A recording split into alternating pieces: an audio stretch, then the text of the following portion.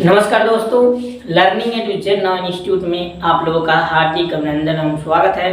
आज हम लोग बोर्ड के एग्जाम जो काफ़ी नज़दीक हैं उसको मद्देनजर रखते हुए हम कुछ सारे फिजिक्स के इम्पोर्टेंट क्वेश्चन जो है आज से हम रेगुलर अपने यूट्यूब चैनल पर प्रोवाइड कराएंगे आप लोगों को। अगर आप तैयारी करना चाहते हैं तो आप जितने भी सारे इम्पोर्टेंट क्वेश्चन हैं यहाँ से तैयारी कर सकते हैं। तो सबसे पहले हम लोग आ जाते हैं घन कोण। जानते हैं घन कोण क्या होता है। तो सबसे पहले मैं आप लोगों को बता दूं कि जो एक गोला होता है, किसी गोले मतलब मान लेते हैं यह एक गोला है, क्या है? गोला है। गोले का केंद्र मान लेते हैं एक O है और गोले का जो ये पृष्ठ होता है, एक गोले का जो पृष्ठ होता है, एक गोला आपका ऐसे होता है। मान लीजिए आपका गोला कैसे होता है? ऐसे होता है।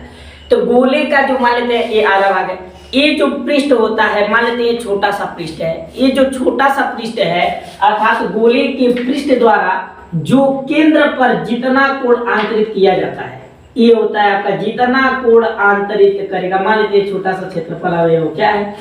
यह कोण जितना मतलब इस गोले का पृष्ठ इसके केंद्र पर, गोले के केंद्र पर जितना कोण आंतरित करता है वह क्या कहलाता है? घन कोण कहलाता है। क्या कहलाता है? घन कोण। इसे हम किससे व्यक्त करते हैं? ओमेगा से व्यक्त करते हैं। लेकिन यहाँ पर एक छोटा है, इस पूरा तो हमने लिया नहीं, छोटा है तो इसको हम डी ओमेगा बोलेंगे। अगर कोई भी चीज छोटा होता है तो उसको हम डी लगा करके डोनेट करते हैं। तो घन कोण बराबर होता है, तो आप लोगों को मैं बता दूं, ये जो आपका घन कोण होता है, घन कोण बराबर होता है डी ए और एक cos थीटा आता है आपका cos theta by R square. cos theta आपका क्या होता है? जैसे मान लेते हैं इस पे कोई आवेश Q है और उसका मान लेते हैं उसका इलेक्ट्रिक फील्ड इधर है और इसकी क्षेत्रफल की दिशा इधर है। तो यह क्षेत्रफल और ये जो मतलब एक आवेश इन दोनों में जो झुकाव होगा वह क्या कहलाता है? थीटा कहलाता है। वह क्या कहलाता है? थीटा कहलाएगा। तो अब इतना हम लोगों को पता है। इसका मात्रक होता है, इसका मात्रक होता है आपका, इसका मात्रक होता है स्टेरेडियन। क्या होता है? स्टेरेडियन। इसका जो मात्रक होता है इसका होता है स्टेरेडियन। और एक गोले का संपूर्ण घन कोण कितना होता है? एक गोले का संपूर्ण घन कोण जो आपका होता है वह होता है, घन कोण जो आपका होता है वह होता है 4 पाई। कितना होता है? 4 पाई। और जिसको हम ओमेगा बोलते हैं, अर्थात ओमेगा बराबर कितना होता है? 4 पाई। ये आपका पूरा टोटल संपूर्ण घन कोण होता है किसी गोले पर। तो अब इसको मद्देनजर रखते हुए हम आगे अगला अपना मोस्ट इंपोर्टेंट टॉपिक जो है उस पर चलते हैं। लेकिन ये चीजें आपको याद होनी चाहिए क्योंकि जो मैं टॉपिक बताने वाला हूँ उसमें ये चीजें बहुत महत्वपूर्ण है। इसके बाद हम लोग जानते हैं कि वैद्युत फ्लक्स क्या होता है। सबसे पहले हम लोग जानेंगे वैद्युत फ्लक्स। वैद्युत फ्लक्स क्या होता है? इलेक्ट्रिक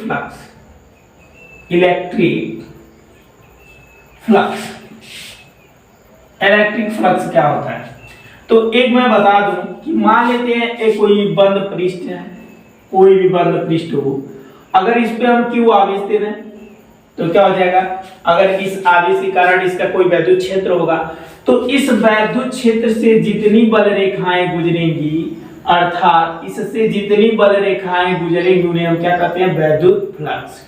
अर्थात किसी भी वैद्युत क्षेत्र से गुजरने वाली, देखिए किसी भी वैद्युत क्षेत्र से अगर मैंने इस पे Q आवेश दिया तो इस पे एक वैद्युत क्षेत्र उत्पन्न होगा और इस वैद्युत क्षेत्र से वैद्युत बल रेखाएं गुजरेंगी और इन वैद्युत बल रेखाओं की संख्या को क्या कहा जाता है? वैद्युत फ्लक्स कहा जाता है। इसे हम फाई E से डोनेट करते हैं और यह क्या होता है? E vector E into vector मान लेते हैं वेक्टर A के क्या होता है? वेक्टर A के क्या होता है? डॉट गुणनफल के बराबर होता है। कहने का मतलब, और इस वेक्टर को हटाया जाता है तो फाई E बराबर हम कह सकते हैं vector E into vector A जो होगा, अगर हम वेक्टर हटा देंगे तो हमको पता है कक्षा 11th में हम पढ़े हैं, अगर हम इसको हटाएंगे तो क्या आएगा? cos थीटा यहाँ पर आएगा। तो आपको वैद्युत फ्लक्स क्या होता है कि वैद्युत फ्लक्स किसी भी वैद्युत क्षेत्र के मतलब किसी भी बंद पृष्ठ, अगर कोई बंद पृष्ठ है उसमें अगर मान लीजिए कोई आवेश है तो उस वैद्युत क्षेत्र से गुजरने वाली सभी वैद्युत बल रेखाओं की संख्या को क्या कहा जाता है, वैद्युत फ्लक्स कहा जाता है। और यह आपका ई फाई ई बराबर होता है vector E dot vector A, और यहाँ पर जो वेक्टर हटता है कक्षा 11 में हम लोग पढ़े हैं वहाँ पर cos थीटा आता है। तो चलिए अब हम लोग आ जाते हैं अगले टॉपिक पे जो मेन इंपोर्टेंट टॉपिक है। तो अब देखिए हम लोग आ जाते हैं गॉस थ्योरम पर। तो गॉस पर में एक बहुत इंपोर्टेंट क्वेश्चन है आपका, हर साल बोर्ड एग्जाम में पूछा जाने वाला प्रश्न है, बहुत इंपोर्टेंट प्रश्न है। और इस गॉस के अनुप्रयोग से हम बहुत सारे डेरिवेशन करेंगे, 5-6 डेरिवेशन करेंगे। तो सबसे पहले हम लोग जानते हैं गॉस थ्योरम क्या होता है। गॉस प्रमेय के अनुसार निर्वात हो या वायु में स्थित किसी बंद पृष्ठ से गुजरने वाला कुल वैद्युत फ्लक्स फाई ई उस पृष्ठ द्वारा परिबद्ध कुल आवेश का Q अपान एप्सिलॉन नॉट गुना होता है। अब इसको हम क्या करेंगे, प्रूव करेंगे। गॉस में मतलब जो गॉस थे उन्होंने कहा कि अगर मान लेते हैं कोई बंद पृष्ठ है, अगर मान लेते हैं कोई बंद पृष्ठ है आपका, ठीक, और इस बंद पृष्ठ से अगर मान लेते हैं इसमें कोई, इसके केंद्र पर कोई मान लेते हैं बिंदु O है और इस O पर प्लस Q आवेश रखा गया है, तो इससे गुजरने वाले सारे मतलब जितनी मतलब वैद्युत फ्लक्स होंगे, वैद्युत क्षेत्र उत्पन्न होगा। अगर यहाँ पर Q आवेश है तो इससे गुजरने वाले सभी वैद्युत फ्लक्स जो होंगे Q अपान एप्सिलॉन नॉट गुना होंगे। इस बात को हम क्या करेंगे, प्रूव करेंगे। तो सबसे पहले मान लेते हैं कि एक बंद पृष्ठ A है, एक बंद पृष्ठ क्या है, A है, और मान लेते हैं हाई Q आवेश, मान लेते हैं यहाँ पर एक क्षेत्रफल अवयव dA ले लेते हैं। क्या लेते हैं, क्षेत्रफल अवयव dA ले लेते हैं। मान लेते हैं छोटा है तो क्या होगा, क्षेत्रफल अवयव dA, मान लेते हैं क्या है, एक क्षेत्रफल है dA, और इस Q आवेश से R दूरी पर मान लेते हैं एक बिंदु क्या है, R दूरी पर एक बिंदु P है। अब यहां से हम क्या करेंगे, इसमें अगर यहाँ पर एक क्षेत्रफल अवयव अगर छोटा है तो यहाँ से एक घन कोण आंतरिक होगा, और मान लेते हैं वो घन कोण हमारा क्या है, d ओमेगा है। क्या है, अगर एक क्षेत्रफल अवयव छोटा है तो इसका घन कोण भी क्या होगा, छोटा होगा। घन कोण इसके पहले हमने बताया आपको घन कोण क्या होता है। और मान लेते हैं कि अगर यहाँ पर वैद्युत क्षेत्र उत्पन्न होगा तो वैद्युत क्षेत्र की दिशा मान लेते हैं इधर है, और इस क्षेत्रफल अवयव dA की दिशा किधर है, इधर है, और इनके बीच बनने वाला कोण क्या है, थीटा है।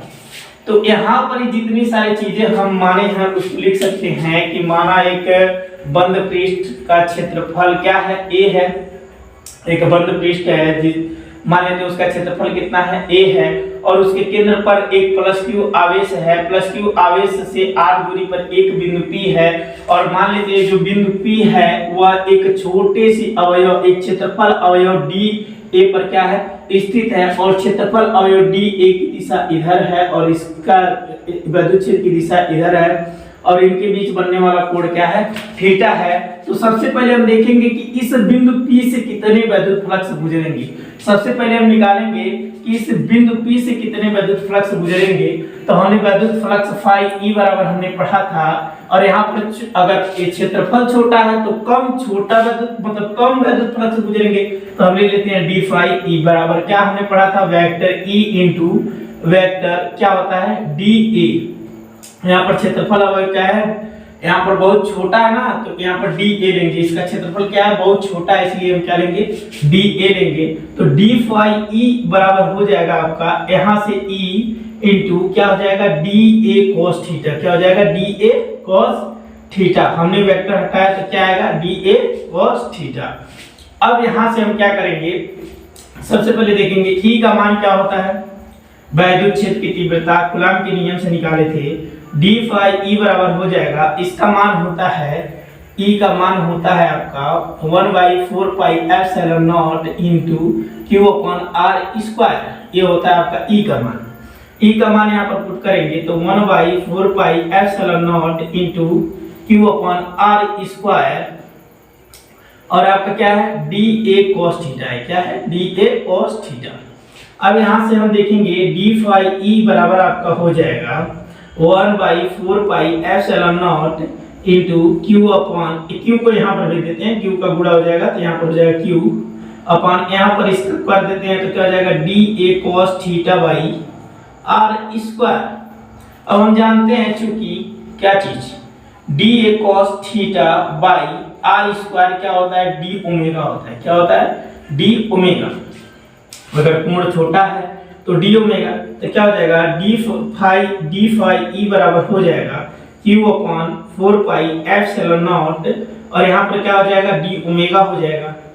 इतना इस छोटे से मतलब अवयव से इस छोटे से बिंदु P से इतने विद्युत फ्लक्स गुजरेंगे तो हम देखते हैं कि इसके संपूर्ण पृष्ठ से कितना विद्युत फ्लक्स गुजरेगा।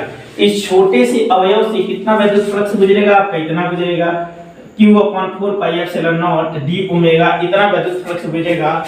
तो संपूर्ण पृष्ठ से गुजरने वाला अभी देखिए इसमें 5 उंगलियां है ना, 5 उंगलियों में भी हम एक उंगली की बात कर रहे थे, एक उंगली की बात कर रहे थे। अब हम देखेंगे कि इसके पूरे पृष्ठ से कितना विद्युत इसके पूरे मतलब इस पूरा जितना पृष्ठ है इससे कितना विद्युत फ्लक्स गुजरेगा। तो संपूर्ण पृष्ठ से गुजरने वाला विद्युत फ्लक्स संपूर्ण पृष्ठ से गुजरने वाला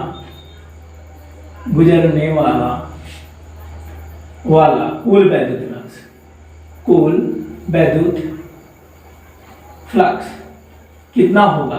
तो अब इसके लिए जब हम लोग संपूर्ण निकालेंगे तो हमको क्या करना पड़ेगा अब समाकलन करना पड़ेगा। क्या करना पड़ेगा समाकलन। तो सबसे पहले हम यहाँ पर लिखेंगे फाई ई। अब देखिए यहाँ पर डी फाई ई से लिए था क्योंकि छोटा था, अब हम पूरे की बात कर रहे हैं तो इसमें से पूरा कितना विद्युत फ्लक्स गुजरेगा फाई ई और इंटीग्रेशन क्या हो जाएगा आपका देखिए Q upon 4πε0 Q upon 4πε0 into क्या डी ओमेगा यहाँ पर गुणा चिन्ह है ठीक। यहाँ पर क्या हो जाएगा डी ओमेगा। ये सारे कॉन्सोनेंट हैं तो बाहर आ जाएंगे फाई ई बराबर Q अपॉन 4πε0 और यहाँ पर इंटीग्रेशन डी ओमेगा।